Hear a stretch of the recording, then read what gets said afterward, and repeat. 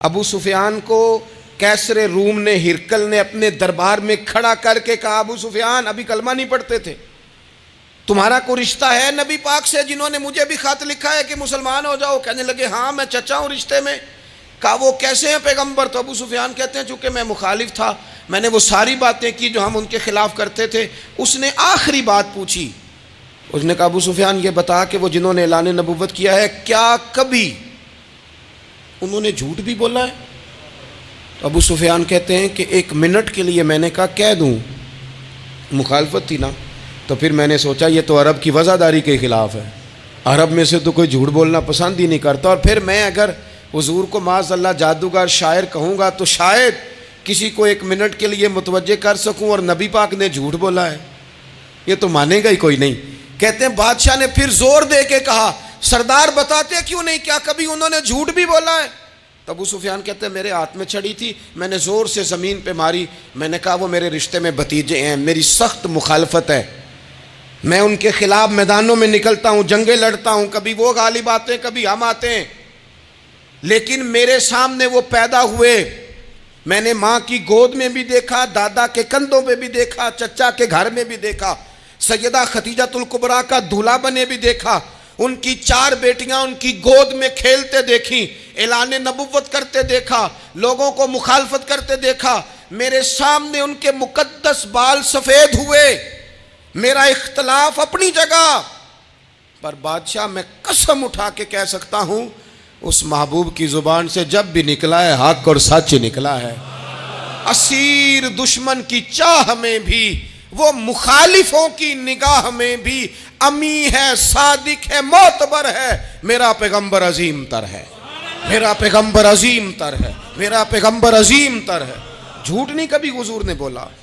کہتے میں نے جواب دیا تو سناٹا چھا گیا سارے دربار میں، کتنے اس نے سوال پوچھے، گھنٹوں بات ہو، سناٹا چھا گیا، اور پھر بادشاہ نے اپنا پرنا اٹھایا، چادر اٹھائی، کندھے پہ رکھی اور جانے لگا، تو میں نے پیچھے سے پلٹ کے کہا بادشاہ اتنے تو نے سوال کیے، اتنے میں نے جواب دیے، رزلٹ کا بھی تو اعلان کرنا، نتیجہ بھی تو دینا، کیا نکلا؟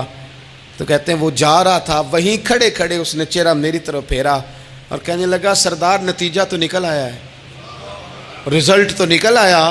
جس بندے نے کبھی بندوں سے جھوٹ نہیں بولا وہ یہ جھوٹ کیوں بولے گا کہ میں اللہ کا رسول بن کے آیا ہوں؟ نتیجہ تو نکل آیا، بات تو کلیئر ہو گئی، اب آگے کیا جانا ہے؟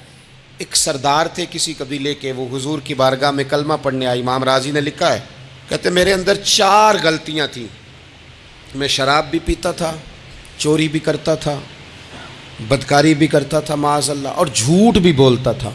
حضور کی بارگاہ میں آیا، عرض کی یا رسول اللہ بچپن سے لے کر یہ بیماریاں لگ گئیں، بڑی کوشش کی، ابا نے بڑا مارا، لوگوں نے بڑا کہا، چھوٹی نہیں، اور میں چھوڑ سکتا بھی نہیں۔ ان کا خیال تھا نا جس طرح ہمارا خیال ہوتا ہے فلانی چیز نہیں چھوڑ سکتے، میں چھوڑ سکتا بھی نہیں۔ حضور ایک چھوڑ سکتا ہوں، ایک چھڑوا لیں آپ اور کلمہ پڑھا دیں۔ حضور نے فرمایا بالکل ٹھیک ہے تو ایک چھوڑ دے۔ یا رسول اللہ کون سی؟ فرمایا جھوٹ نہیں بولنا۔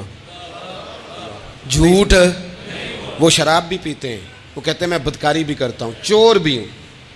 حضور نے کیا فرمایا؟ جھوٹ۔ کیا ان سارے کاموں سے زیادہ سخت تھا حضور نے اس سے منع کیا؟ جھوٹ نہیں بولنا بھائی۔ کہتے ہیں سونے وعدہ ہو گیا۔ سیدھے سادے آدمی تھے، دیہاتی سردار تھے، گھر چلے گئے۔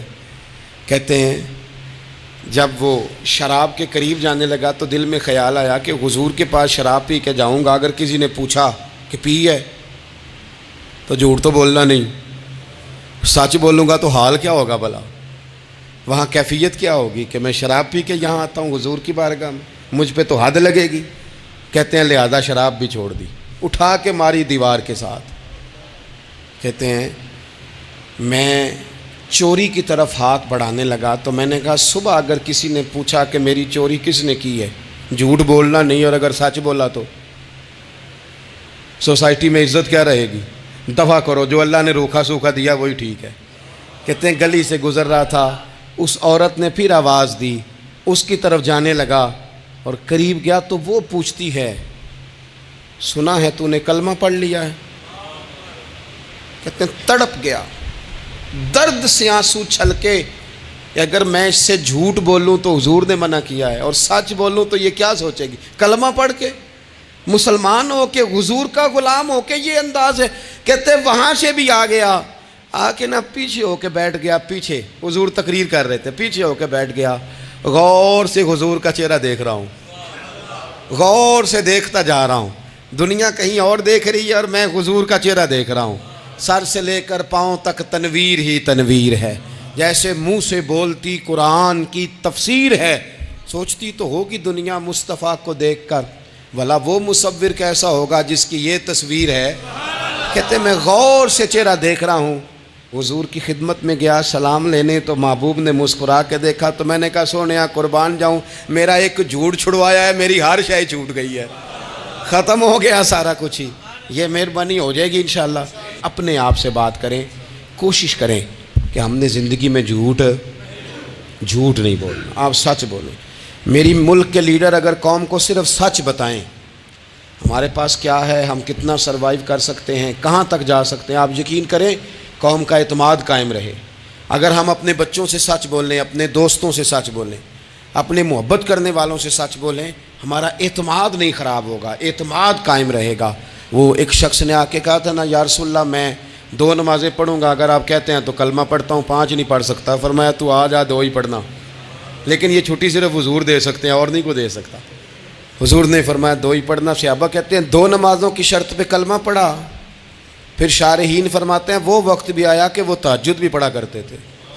آپ شروع تو کریں نا کسی کام کو, اپنے اندر چھوٹی چھوٹی تبدیلی پیدا کریں. اور بڑوں سے لے کر, مجھے ادب سے عرض کرتا ہوں, بعض نوجوان بھی شکایت کرتے ہیں, کہتے ہیں بزرگوں کو کہہ دیں کہ جلد باز نہ بنیں, جلدی غصے میں آ جاتے ہیں. میں بزرگوں سے بھی عرض کروں گا کہ تھوڑی نرمی, تھوڑی شفقت, مطلب زیادہ ڈانٹ ڈپٹ کرنے سے بھی تو چیزیں خراب ہی ہوتی ہیں نا. تھوڑا سا ضرب بڑھ. نوجوانوں سے کہوں گا کہ آپ جوان ہیں تو حوصلہ بھی تو جوان ہے نا, تو زندگی میں حوصلہ, تحمل, بردباری لائیں, اپنی عادات کو تھوڑا تھوڑا کر کے تبدیل کریں. اللہ تعالی ہمیں سمجھ عطا فرمائے.